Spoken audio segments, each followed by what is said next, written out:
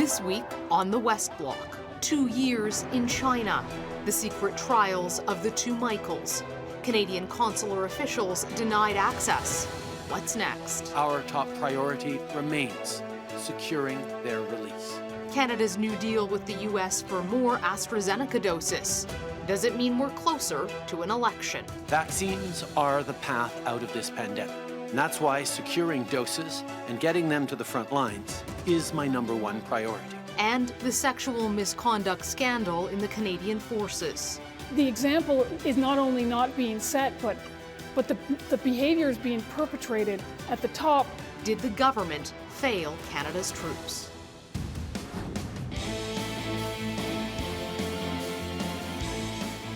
It's Sunday, March 21st. I'm Mercedes Stephenson, and this is the West Block. Behind closed doors, two Canadians, Michael Kovrig and Michael Spavor, face trial in China. The two men have been arbitrarily detained for over 2 years. There are no journalists, no observers, and no consular officials who are allowed to watch their trials. And those trials could conclude in mere hours, almost always resulting in a guilty verdict. On Friday, the Prime Minister criticized China's lack of transparency. China needs to understand that it is not just about two Canadians. It is about the respect for the rule of law and relationships with a broad range of Western countries that is at play with the arbitrary detention and the coercive diplomacy they have engaged in. Joining me now from Moncton, New Brunswick, the Minister of Intergovernmental Affairs, Dominic LeBlanc. Thank you for joining us, Minister LeBlanc. A lot of Canadians very worried about the two Michaels today, very worried about their future, questioning your government's strategy, asking if you should have been tougher, if it's time to get tougher. What are your thoughts on that? Obviously, we understand the very real anxiety that Canadians have about this arbitrary detention. A supposed trial, an alleged trial that doesn't meet the basic standard of fairness, of respect for the rule of law. Our government has said from the very beginning that this is an unjust and an arbitrary detention. It's the kind of coercive diplomacy that China seeks to engage in, and it's fundamentally opposed by Western democracies, by Canada, by our allies, including the United States. Our government will not stop doing everything necessary to secure their release. The Prime Minister, the Minister of Foreign Affairs, my colleagues are engaged actively and frequently on what is a huge priority for the Government of Canada and all Canadians. There are a number of tactics you could take to be tougher with China. For example, you could apply Magnitsky sanctions. You could say we're not going to allow senior members of the Chinese regime to buy property in Canada or houses. We're not going to allow them to send their children to university here. There are a number of mechanisms, including kicking the ambassador out, that your government has taken, but it seems like you really haven't chosen any of those harder lines. Why is that? First of all, we are not ruling out any action necessary, in our view, to secure the release of these two Canadian citizens. But we also think that the most effective way to make the Chinese government understand that this is an unacceptable and arbitrary detention is to work multilaterally, to work with allies that have shared values, similar interests. Obviously, the United States, we're encouraged by the Biden administration's willingness to support Canada and to insist with the Chinese authorities that these detentions need to end. So we remain convinced that the most effective way is to work with like-minded allies, with European countries, with the Americans and other countries to secure the release of these two Canadians. But the Prime Minister, the Foreign Affairs Minister, will continue to do what is necessary to bring the maximum pressure on the government in China to release these citizens immediately. And I realize the value of multilateralism, and in particular, there's been discussions about countries like Britain, the UK, Australia, and Canada banding together to take harsher steps against China. You say you want to do what's most effective, but do you think your approach so far has been effective? Because there's been no change. They're now at trial and very likely to be found guilty. It's about a 99.9% conviction rate in Chinese courts. And there again, Mercedes, that's a perfect example of why this is not a legitimate judicial process. If the conviction rate is almost 100%, and there's no transparency, there's no access to Canadian consular officials, it obviously doesn't appear to be in any way a legitimate judicial process. But as we've said from the beginning, our government and a lot of these discussions and a lot of these ways in which Canada can bring pressure on the Chinese government and on Chinese authorities are properly done discreetly. Those conversations happen with allies extremely frequently, very frequently, and will continue to do so. And as I say, the Prime Minister has made it clear, Mr. Garneau, the Foreign Affairs Minister, that we will not stop doing what's necessary to secure their release. And we understand the very real concerns that all Canadians share for these two Canadian citizens. I want to ask you about another file, and it's a file that you're directly in charge of over at Privy Council Office. The investigation into sexual misconduct in the Canadian Armed Forces. We were promised there would be an external probe. Global News broke the story on February 2nd. We're now past mid-March. We've had no update on where that investigation and that probe might be. What can you tell us about that today, Minister? Mercedes, we can say, as the Prime Minister has, as the Minister of National Defence has, that our government takes these kind of allegations extremely seriously.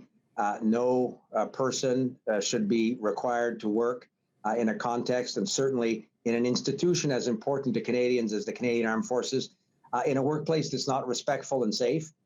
We have been obviously very concerned about these allegations, and the Prime Minister and the Defence Minister have said that we recognize the need to have a robust review of these allegations that's expeditious but that's fair, and we're committed to doing that. And the Minister of Defence and the Prime Minister will have more to say in the coming days. With all due respect, Minister, there's a lot of people who are saying that these are allegations that happened after your government came in, that you say that you're a feminist government. It's not just about the allegations against General Vance or Admiral MacDonald. It's about widespread allegations at the highest ranks. If your government promised better to women of the armed forces, don't you have some accountability here if 6 years in you haven't seen changes? Mercedes, we have said that changes will be forthcoming. We have said that, and we have shown across the board as a government that these allegations and these circumstances need to be taken seriously and need to be investigated in a serious, robust, independent way. And that's exactly the commitment we've made to the men and women of the Canadian Armed Forces, but obviously across the government of Canada. And as I said, my colleague, the Minister of Defence, will have more to say in the coming days about specific processes that we think will answer this very real and understandable concern of so many people. Minister LeBlanc, thank you so much for joining us. We always appreciate it. Thanks, ladies. Have a great day. Up next, the shadowy journey of the two Michaels. We speak with Canadian Kevin Garratt, who was imprisoned in China for nearly 800 days, about what secretive Chinese trials are like and the expected verdict.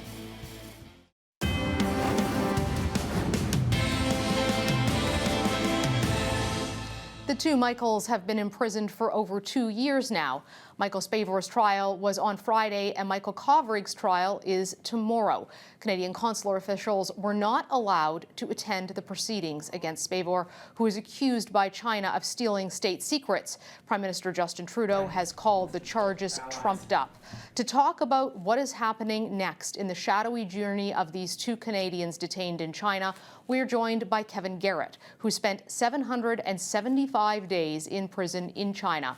Prior to that, he spent 30 years living and working in Dandong province, which is where one of these trials is taking place. Kevin, thank you so much for joining us.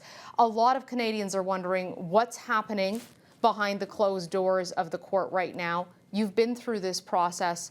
What are the two Michaels going to experience?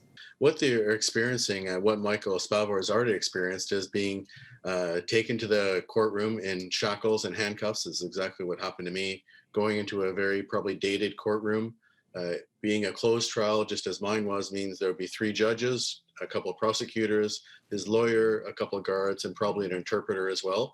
He'll be in the center of the courtroom, and he won't have an opportunity really to talk to his lawyer or to say too much. Kevin, in your case, were Canadian consular officials permitted to be in the courtroom?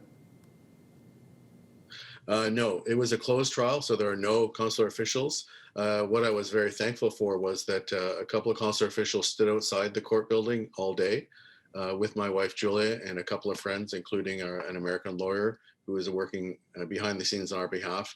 And I was able to glimpse them both going in and coming out of the court building. So although they couldn't see me because the windows of the police van were tinted, I could see them, and that was a huge encouragement. And I understand what I've seen on the news is that the same thing happened with Michael Spavor. There was a contingent of diplomats and media outside. They all waved to him, and that would be a huge encouragement to him. What happens when you're actually going through this trial? It's not like our trials. It was a couple of hours. It wasn't months. It did not proceed over a long period of time. Do you even get a chance to defend yourself? Right. So what happens in the trial is that all the summaries from their 6 months of interrogation and isolation will be brought into the court, and the summary of the summaries will be presented. So basically, they're just restating what the conclusion they've come to, but they really won't have a chance to give arguments on their behalf. So it's basically already done. I had very little opportunity to talk to my lawyer. I kept trying to understand what was going on in the court.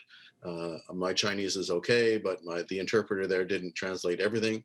And I kept asking, like, can I say something now? And, it was no, no, no. And then, yes, you can, but you can't say that. So it was very confusing. And I think it would be much the same for Michael Spavor, because I understand his trial was only a couple of hours. And so a lot of it would be procedures they go through, and then reading of summaries probably, and then you're over, it's done. A couple of hours sounds like there's already a decision made. Doesn't China have something like a 99% conviction rate? I mean, this is not really a trial in the way that we would describe a trial. 9% conviction rate. And so really, in my opinion, what my experience is that what they are going through is just a formality to say they followed the law, which they did. They followed their law. And this is how they do it, so that the government or the judicial system is always correct in what they do. So there's no outside influence. Even in the first 6 months of isolation and interrogation, you have no access to a lawyer or anyone else to help guide you through that process. You only have fear and intimidation.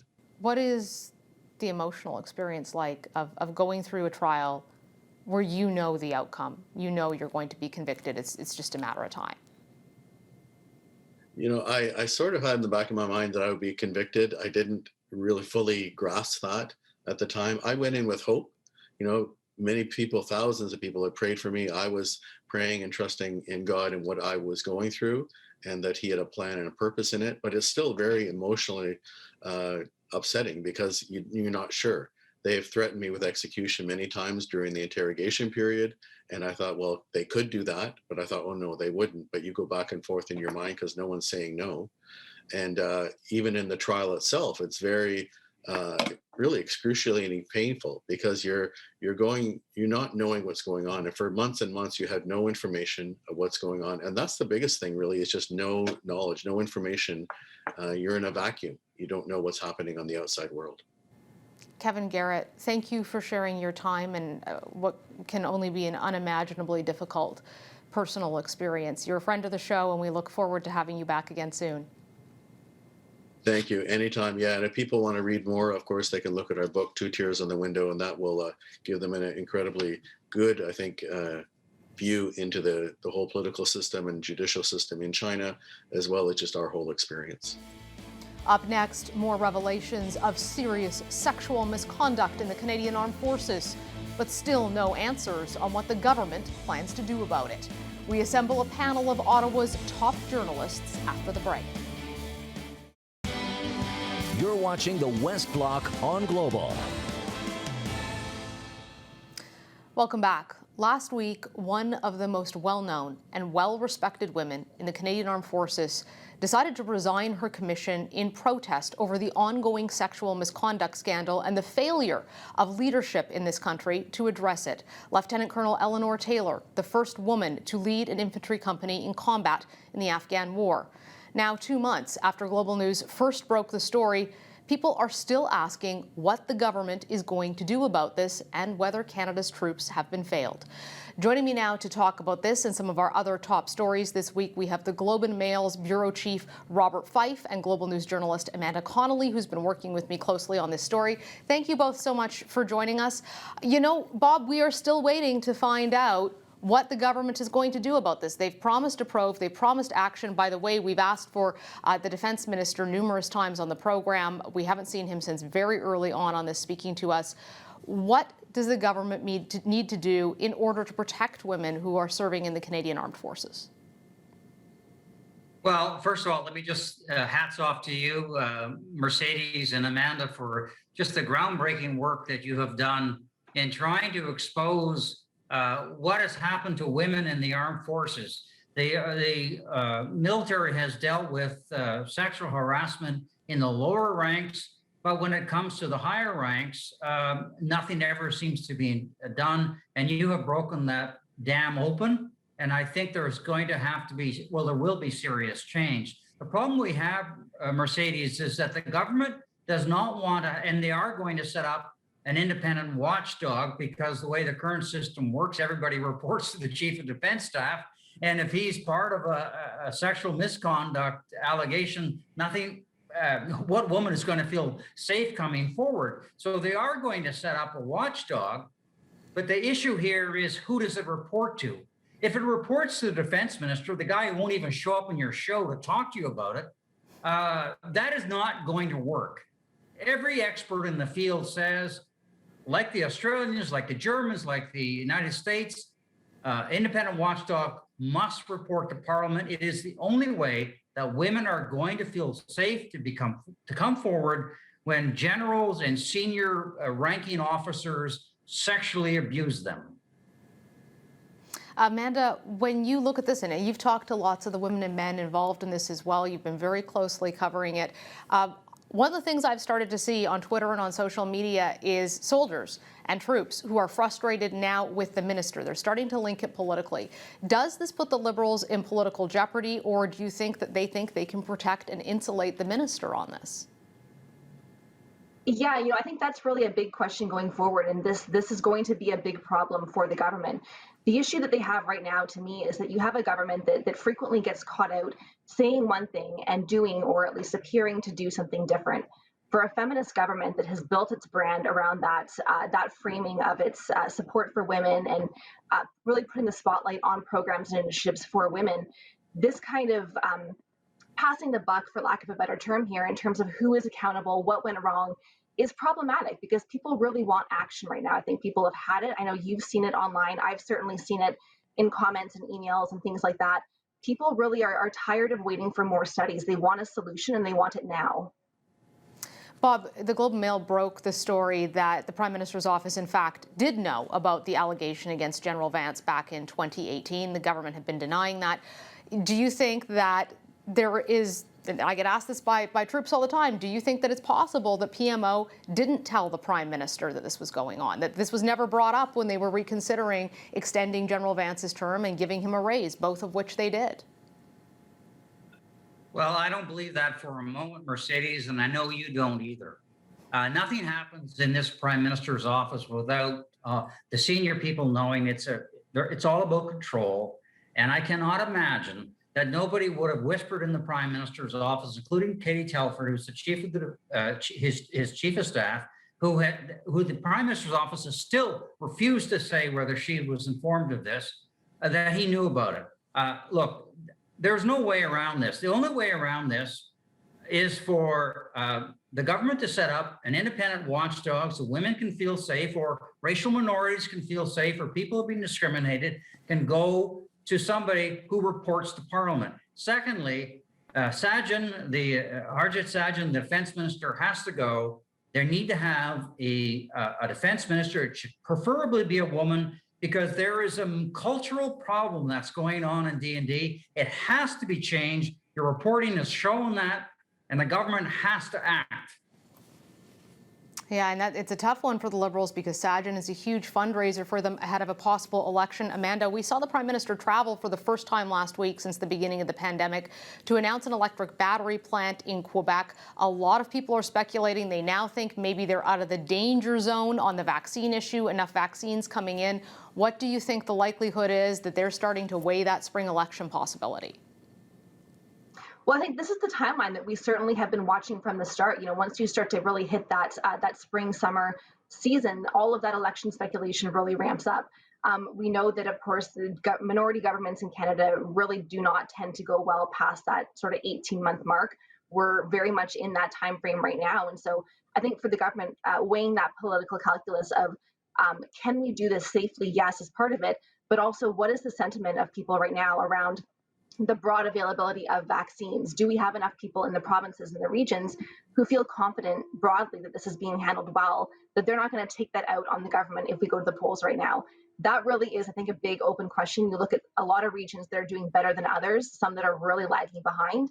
And there is, I think there's a strong possibility if you're looking at that political calculus, that is, there is potential there for that to hurt the government unless things change right now.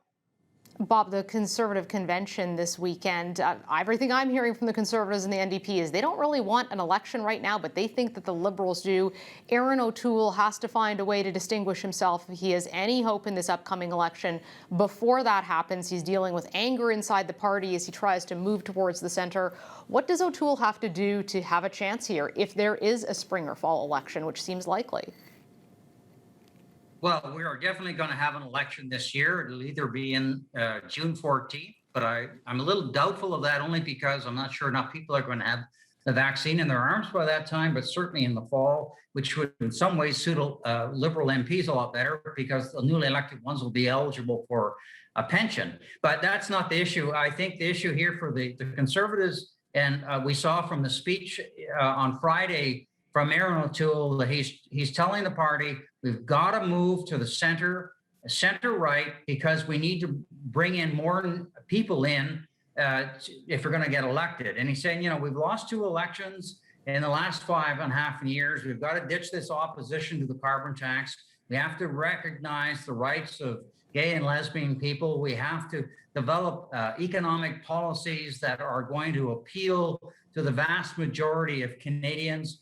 I thought his message on Friday was the right message, and it could mean that we're going to have a much more competitive election because the Liberals' strategy always is to try to paint the Conservatives as some extremists, and if he can hug that middle ground, he will have a serious chance of winning the election. Because let's remember, elections really do matter. Nobody thought that Trudeau was going to win in 2015.